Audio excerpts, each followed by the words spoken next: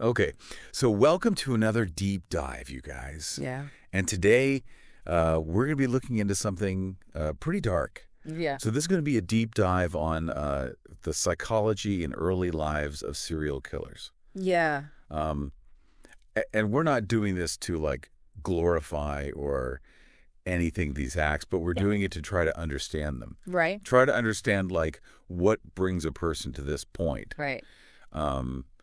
And, hopefully by understanding it, we can better protect ourselves from it. We can better, help people who might be headed down this path. Yeah. But we've got a ton of information from various sources. And, where do we even begin with this? Well, I think the first thing that we have to acknowledge is just the complexity of the psychology we're dealing with here. Yeah. I mean, we can't just say that there's one simple reason why someone becomes a serial killer. It's almost always a combination of factors. And we see that in the research. There's all this, interplay between childhood trauma, maybe some sort of mental illness, and also environmental influences. Yeah, and like when we're talking about trauma, like what are we talking about specifically? What kind of impact does that have on someone to put them on this trajectory? Well, a lot of the sources point to significant trauma early on in life. Mm-hmm. We're talking about, potential neglect, Yeah. physical, emotional, or even sexual abuse. These experiences can have a really, long-lasting impact on how a child develops. Oh, for sure. And some researchers theorize that, these traumatic experiences can actually disrupt the development of parts of the brain Really? that are associated with empathy. Wow. And, if that's the case, then it makes sense that someone might have a much harder time understanding and sharing the feelings of others, right? Oh, yeah. And in some cases, they might even see violence as a normal way to solve problems. So they just never developed that, like, innate human empathy that we all, kind of Right. develop. And it's almost like they learn that the world is a dangerous place where violence is the only language people speak. Right. And that's what they're taught as a child. So that's how they act. Exactly. That makes sense. Yeah. So that kind of goes along with, the idea of abandonment and rejection. Right. Low self-worth that we see in a lot of these cases, right? It's almost like, they have this void. Yes. And they try to fill it by dominating other people. Right. Trying to get that power that they never had. Right. It's almost like a vicious cycle. You have this trauma, and then it leads to these violent thoughts and behaviors. Oh, yeah. And the more you engage in those behaviors, even just in your own mind, Yeah. the less sensitive you become to the impact that they have. Right. Right. Yeah, it's desensitization. Exactly. Probably. So the emotional impact of their actions gets weaker and weaker over time. So, but I know that not every serial killer comes from, that Right. background of abuse or neglect, right? Right. I mean, we see that in a lot of the sources, but like Ted Bundy's a good example of this. Yes. So he had a seemingly normal upbringing. Right. So, like, how do we explain that then? Well, I think in those cases, we need to consider the possibility of an underlying mental illness, right? Okay. Or some sort of personality disorder. Okay. So conditions like psychopathy, narcissistic personality disorder, these come up a lot when we talk about serial killers, especially when there's no obvious history of trauma. Okay. So, like, remind the listeners again, like, what exactly are we talking about when we say psychopathy? So when we talk about psychopathy, we're talking about a combination of traits. Okay. And these traits usually include a lack of empathy, Yeah. not feeling remorse for their actions, being very manipulative, and often engaging in antisocial behavior. Right. And so it's not surprising that those kinds of characteristics could potentially lead someone towards violence. Right. It makes them more susceptible to it. Right. Exactly. Because they don't feel bad for their actions. Exactly. And then with, narcissistic personality disorder. Right. So that's all about grandiosity, needing admiration from other people. Right. And so that can feed into a sense of entitlement, like they're above the rules. Yeah. And they don't really care about the rights or feelings of other people. Right. So again, it's not a huge leap to imagine how that could manifest in violent behavior. Right. Right. So it seems like whether it's because of early trauma, affecting their brain development, or because of these inherent personality traits, there's this absence of empathy. Right. Which then creates this space where they can feel this urge to control. Right. And inflict harm on other people. Right. And one of the other things that we see in the research is that sometimes people describe this urge to kill as being almost primal. Like it's beyond their conscious control. It's not something they can rationalize. It's just this urge. Like an animalistic urge. Right. And so some psychologists believe that this could be related to some sort of deep-seated urge that's just, part of their makeup. Yeah. Or maybe it's a developmental deficit, something that went wrong during their development that led to this focus on violence as a way to feel good. So it's like that becomes the way that they get their kicks, their thrills, their, what they need. Right. Wow. And it's really disturbing to think about, but, it's something that we have to consider. Right. And then they try to rationalize it, too. Right. Yeah. They come up with these ways to justify what they're doing. Right. I mean, they have to. I mean, otherwise they'd be constantly confronted with the horror of their actions. Right. Right. It would eat them alive. Exactly. So they come up with these justifications, they might dehumanize their victims. Yeah. See them as objects rather than people. So they're not really hurting a person, they're just hurting a thing. Right. And that allows them to detach emotionally from what they're doing. Wow. Some of them might even believe that they're doing the world a favor. Really? Yeah. Like what? Like they're cleansing the world of like evil or something? Right. Like they're on some kind of mission. Wow.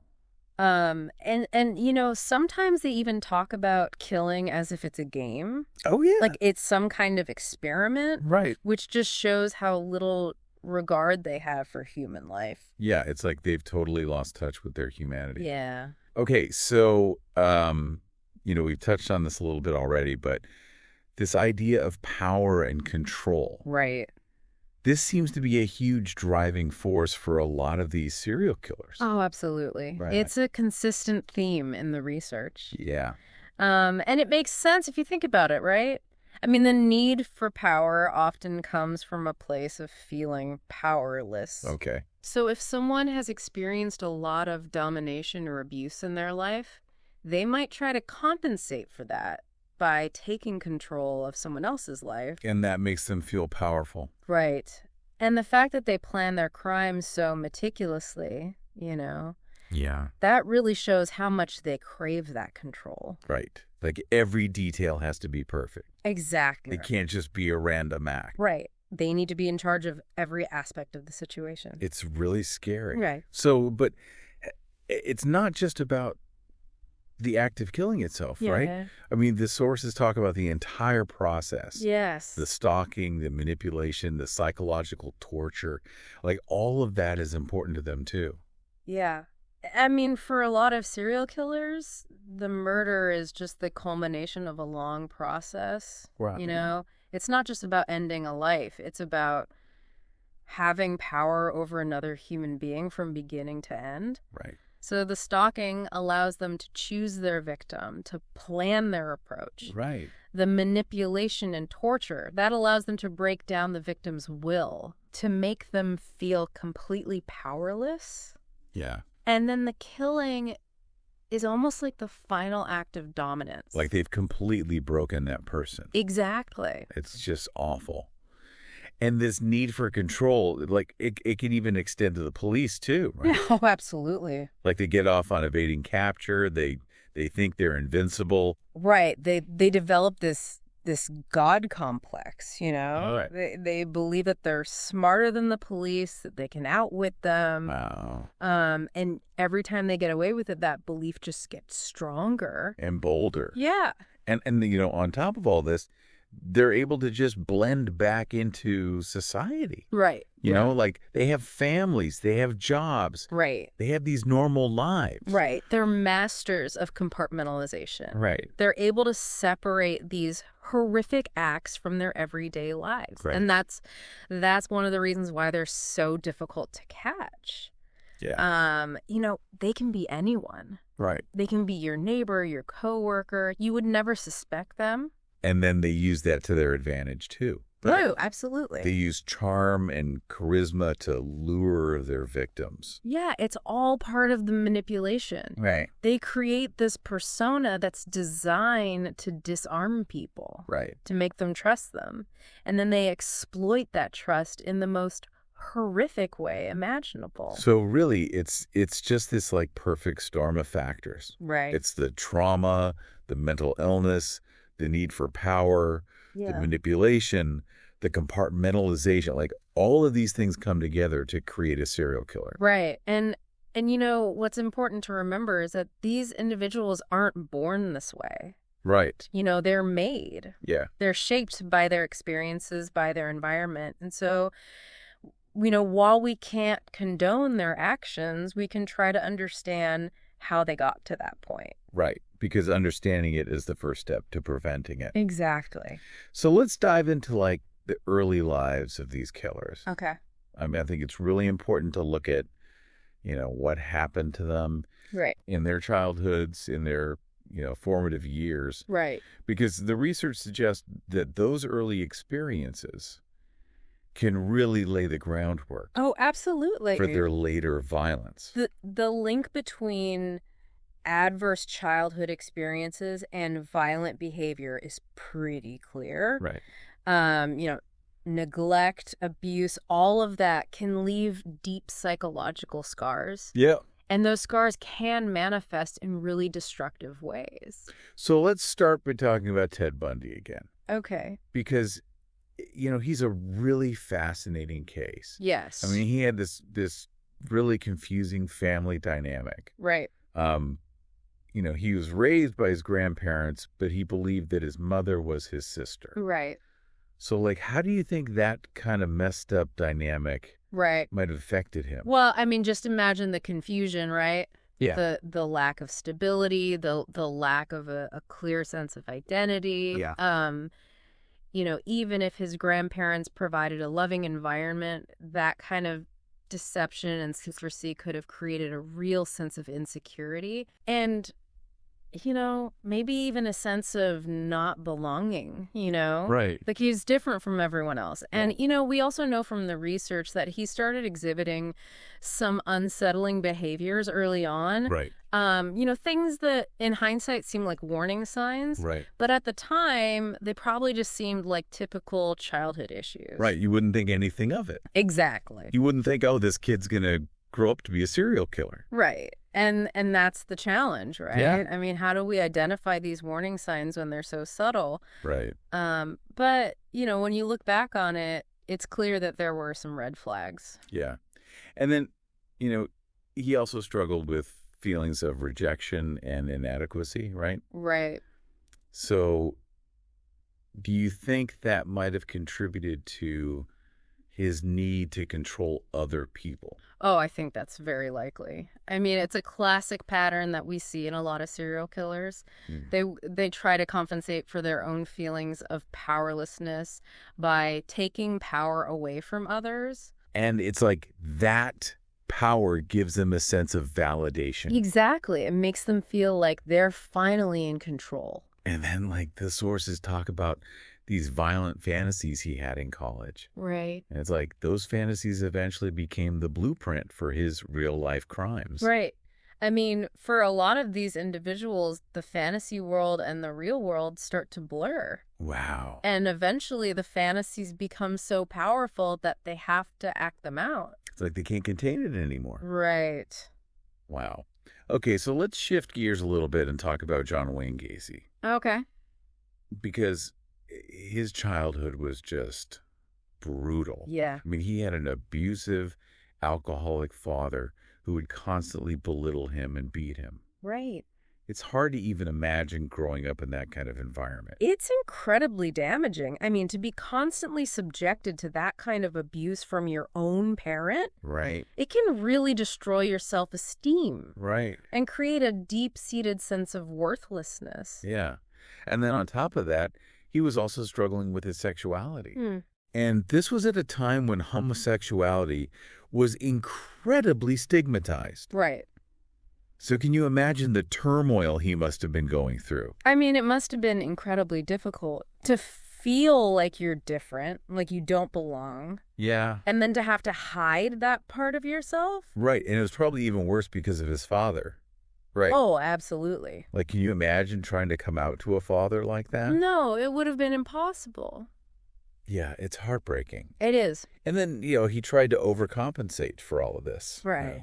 He had these successful businesses. Right. He got married. He had kids. Right. He was active in his community. Right. But it was all a facade. Right. He was hiding this incredibly dark side. It's a classic case of duality. Right. This public persona that's completely at odds with the reality of who they are. And the sources point out that this is a common theme with serial killers. Right. It's not uncommon for them to have seemingly normal lives. They can be very good at blending in. Right. And that makes them even more dangerous. Oh, absolutely. Because you never know who you're dealing with. Right. They could be anyone. So the sources also talk about how these early experiences, like we've been talking about with Ted Bundy and John Wayne Gacy, can really shape a person's later behavior. Right. I mean, it's not deterministic. Right. But it can definitely create a predisposition towards violence. So let's talk about a couple more examples. Okay. Richard Ramirez, the Night Stalker. Right. He was raised in a really broken home. Right. His father was abusive. Yeah. And he was also exposed to a lot of violence at a young age. Right. Like, he actually witnessed his cousin being murdered. It's hard to imagine how that wouldn't affect you. Yeah, that's traumatizing. It is. So it's not surprising that he ended up going down a dark path. Right. And then there's Aileen Wuornos. Her early life was just horrific. I mean, she was abandoned by her mother. She was put into foster care. She was sexually abused. Right. It's just a laundry list of trauma. It's heartbreaking. Yeah. I mean, to go through all of that at such a young age. Yeah. It's no wonder that she ended up struggling so much. And she claimed that her murders were in self-defense. Right. But even if that's true, it's clear that her past played a huge role in her actions. Oh, absolutely. It's like she was trapped in this cycle of violence. Right. She was both a victim and a perpetrator. Right.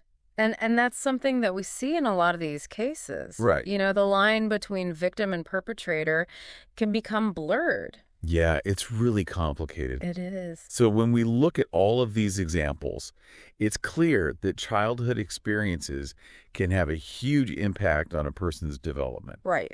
And while not everyone who experiences trauma is going to become a serial killer, Right. it's definitely a risk factor. Absolutely. Yeah. It's something that we need to be aware of. Yeah. So let's talk about the first kill. Oh, because the sources suggest that this is a really pivotal moment. Oh, it is. For a lot of these individuals. It's a point of no return. Right. Once they cross that line, there's no going back. So, what do you think is going through their minds when they commit that first murder? Well, I think it's different for everyone. Okay. But I think for a lot of them, it's a test. Okay. They're testing their limits. Right. They're seeing if they can actually do it. And if they can get away with it. Right. And if they can handle the emotional fallout. Right. And if they pass that test, then it opens the door for more killings. It's like they unlock something inside themselves. Exactly. And then it just becomes easier and easier to kill. Right. It's like inhibitions are gone. Yeah. And the need to kill just gets stronger. So let's talk about Richard Ramirez again. Okay. His first known killing was in 1984. Right. And it was just brutal. Yeah. I mean, he was clearly driven by this lust for power and violence. Right. And there was a sadistic element to it too. Yeah. You know, he seemed to enjoy inflicting pain. So it's like he was getting off on it. Right.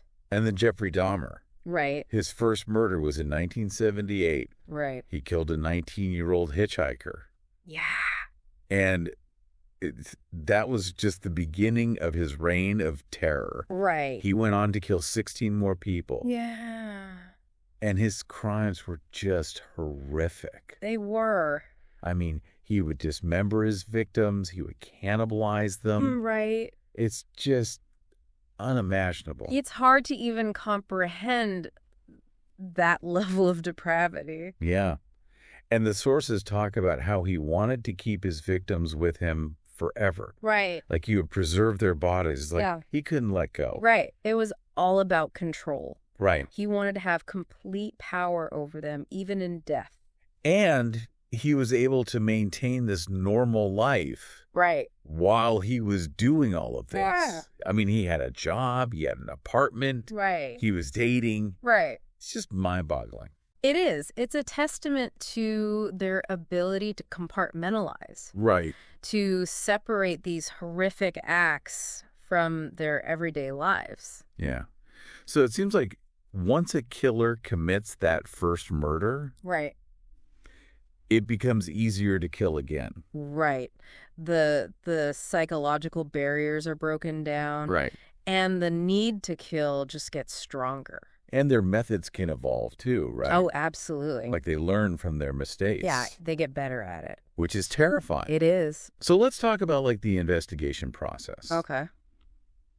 Because these serial killer cases are notoriously difficult to solve. They are. I mean, the pressure on law enforcement is immense. Yes. And these killers are often incredibly skilled at evading capture. Right. They're smart, they're cunning, and they're often very good at planning. And the sources talk about how the investigations themselves are really grueling. Oh, they are. I mean, they require a lot of expertise, a lot of patience. Yeah. And, you know, it's not just about the technical aspects of the investigation. Right. It's also about trying to understand the psychology of the killer, Right. you know, trying to get inside their head. Yeah. And that can be really difficult. Yeah, because they're not thinking like normal people. Right. So let's talk about the Zodiac Killer. Okay. I mean, he's like the ultimate example of an elusive serial killer. He is. He terrorized Northern California for years. Right. And he was never caught. Right. And he taunted the police with these letters Yes. and cryptograms. Right. And it was like he was playing a game with them. Right. And he seemed to enjoy it. Yeah, he was getting off on it. Right. It was all about power and control. Yeah. You know, he wanted to show them that he was smarter than they were, that he Yeah. could outwit them. And he did. He did. I mean, he was never caught. Right. So, like, what made him so difficult to catch? Well, I think there were a few factors. Oh. You know, he was very good at covering his tracks. Right. He didn't leave a lot of evidence behind. And he was also very good at blending in. Right. You know, he didn't stand out. He Yeah. could have been anyone. And then there were the letters. Right. I mean, those were just baffling. They were. The cryptograms, the symbols. Right. It was like he was speaking a different language. Right. And that was part of his appeal, right? Yeah. The mystery, the intrigue. Yeah, it made him a legend. Right. And then there's the BTK Killer, Okay. Dennis Rader. Right. He was the opposite of the Zodiac Killer. Right. I mean, he hid in plain sight. He did. He was a family man. Right. He was a church leader. Yeah. Nobody suspected him. Right. And yet he was committing these horrific murders Right.